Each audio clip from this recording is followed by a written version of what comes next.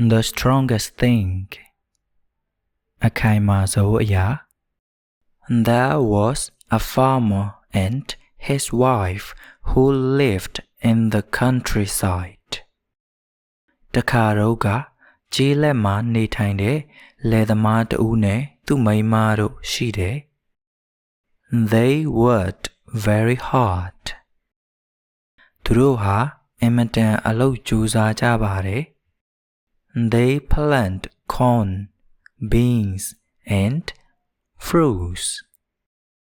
သူတို့တွေကပြောင်းဖူးပဲနဲ့အသီးအနှံတွေလည်းစိုက်ပျိုးကြတယ် But their field did not give enough food ဒါပေမဲ့သူတို့လယ်ကွက်ဟာအသီးအနှံတွေလုံလုံလောက်မဖြစ်ထွန်းပါဘူး So they did not earn much money ဒါကြောင့်သူတို့ပတ်စံအများကြီးမရှာနိုင်ခဲ့ဘူး One evening they argued တညနေခင်းမှာသူတို့လင်မယားရန်ဖြစ်စကားများကြပါတယ် You don't save money well the husband said မင်းပတ်စံကောင်းကောင်းမထိသိတတ်ဘူးဆိုပြီးယောက်ျားဖြစ်သူကပြောတယ် You don't understand our cause the wife replied ကျုပ်တို့ရဲ့ကုန်ကျစရိတ်တွေကိုရှင်နားမလဲပါဘူးလို့မိန်းမဖြစ်သူကပြန်ပြောတယ် Their voices grew loud သူတို့အသံဟာပိုကျယ်လာခဲ့တယ် Suddenly a strong wind began to blow ရုတ်တရက်ပဲလေပြင်းကြီးတိုက်လာတယ် A tornado rushed through their house လေဆင်နှမောင်းဟာသူတို့အိမ်ထဲကိုတိုးဝင်လာခဲ့တယ် Wood broke windows shattered သစ်သားတွေပြဲကျပြီးတကားတွေကွဲအက်ပြန့်ကျဲကုန်ပါတယ် Everything was torn apart အားလုံးဟာတကွဲတပြားစီဖြစ်ကုန်ကြတယ် When the husband woke up he was lying in a large grass field ယောက်ျားဖြစ်သူပြန်တည်းရလာတော့သူဟာမြက်ခင်းပြင်အကျယ်ကြီးထဲမှာလဲလျောင်းနေခဲ့တယ်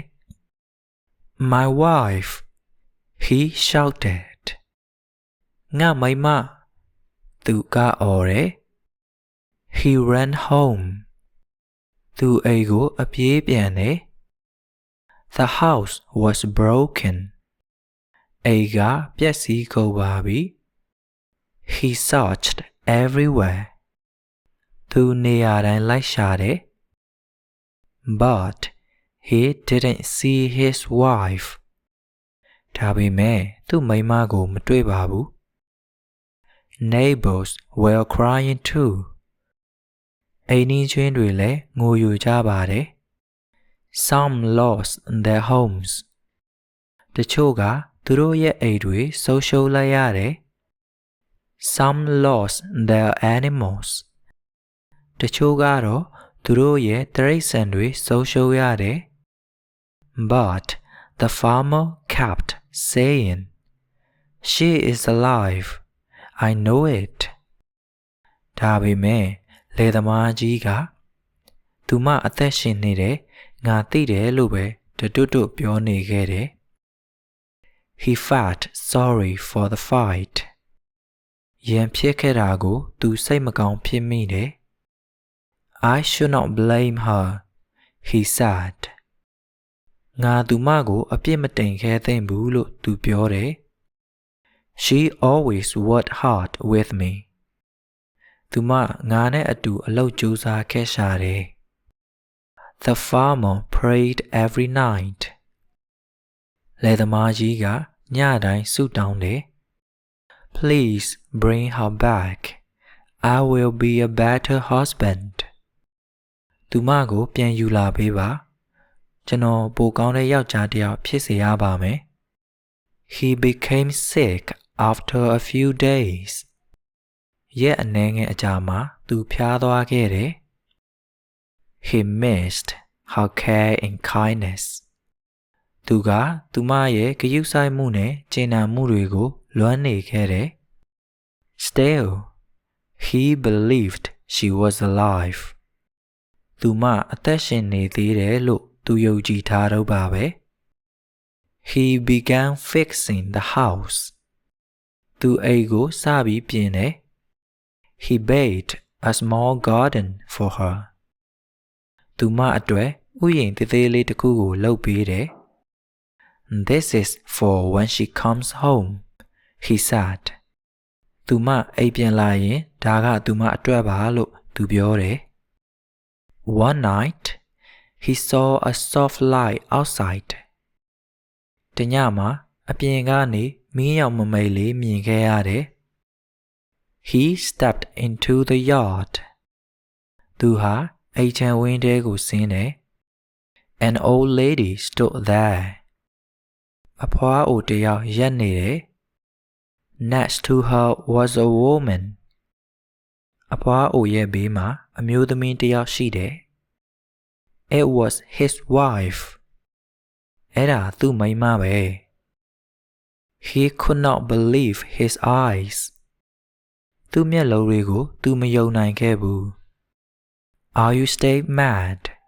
She asked gently. ရှင်စိတ်ဆိုးနေသေးလားလို့သူမကညင်သာစွာမေးလိုက်တယ် No, he said. I promise to be better. မဆိုးပါဘူးငါပိုကောင်းအောင်နေမယ်လို့ကတိပေးပါတယ်လို့လယ်သမားကြီးကပြောတယ် She explained that the tornado had carried her far away. လေဆင်နှမောင်းကြီးဟာသူမကိုအဝေးကြီးမှာတည်ဆောင်သွားခဲ့တယ်လို့ရှင်းပြတယ် She was hurt, but the old lady and her family had her. သူမအနာတရားရခဲ့တယ်ဒါပေမဲ့အဖွားအိုနဲ့သူ့မိသားစုတွေကသူမကိုကူညီပေးခဲ့တယ်တဲ့ The farmer thanked the old lady. လယ်သမားဟာအဖွားကိုကျေးဇူးတင်တယ် She stayed one night and left in the morning. အဖွားအိုဟာတညအိပ်ပြီးနောက်တမနက်မှာပြန်သွားပါတယ် After that, the farmer and his wife lived more peacefully. အဲ့ဒီကိစ္စတွေပြီးသွားတဲ့နောက်မှာလယ်သမားကြီးနဲ့သူ့မိန်းမဟာဒီထက်ပိုပြီးငြိမ်းချမ်းစွာနေထိုင်သွားခဲ့ကြပါတယ် And they learned something important. သူတို့ဟာအရေးကြီးတဲ့တစုံတရာကိုသင်ယူလိုက်ရတယ် Money can disappear. ပိုက်ဆံတွေဟာပျောက်ကွယ်သွားနိုင်တယ် Houses can break. အိမ်တွေကလည်းပျက်စီးနိုင်တယ် Storms can come suddenly. မုန်တိုင်းတွေလည်းရုတ်တရက်ရောက်လာတတ်တယ် But love is stronger than anything. ဒါပေမဲ့အချစ်ဟာအရာအလုံးထက်ခိုင်မာပါတယ်အားလုံးပဲကောင်းသောညလေးဖြစ်ပါစေ Have a good night.